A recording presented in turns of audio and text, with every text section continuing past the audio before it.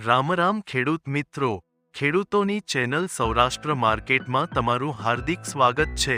આપણે આ વિડીયોમાં જાણીશું જસદણ માર્કેટ યાર્ડના ભાવ, પણ તે પહેલા જો તમે ચેનલમાં નવા છો તો નીચે આપેલ સબસ્ક્રાઇબ બટન પ્રેસ કરી ચેનલને સબસ્ક્રાઇબ કરો અને બેલ આઇકનને ઓન કરી દો જેથી કરીને દરરોજના તાજા ભાવ તમે સૌપ્રથમ જાણી શકો।